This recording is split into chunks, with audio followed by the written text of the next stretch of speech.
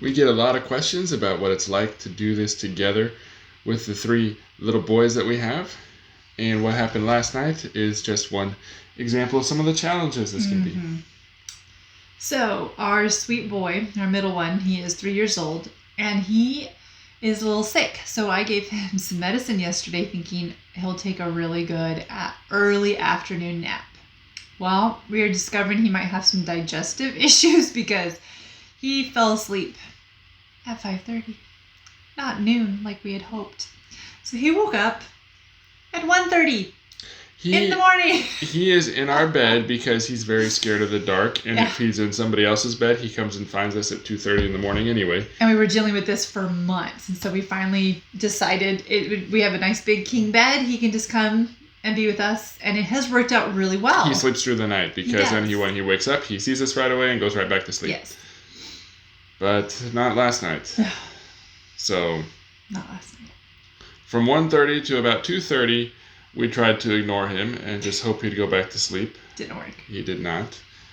He was talking about all kinds of interesting things that he saw. His speech is never as clear as it is in the middle of the night. And then at 2:30, I took him out to the couch, where we tucked him in on the couch. And he says he took him out to the couch. Really, our son took him out to the couch. He kept going, "Daddy, to the couch."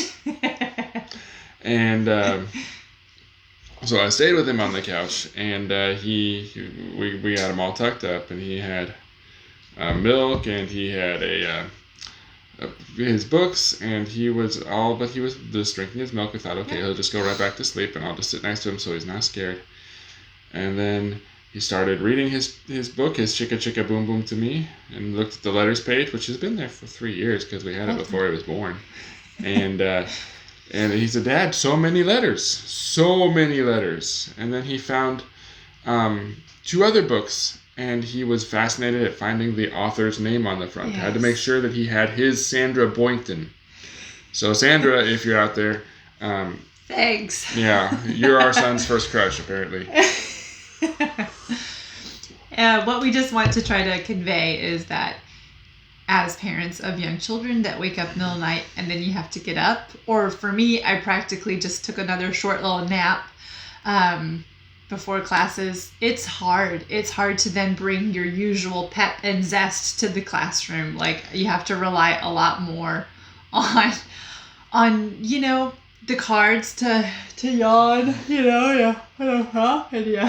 and yawn behind, and then you just amp it up and know that classes will not last forever.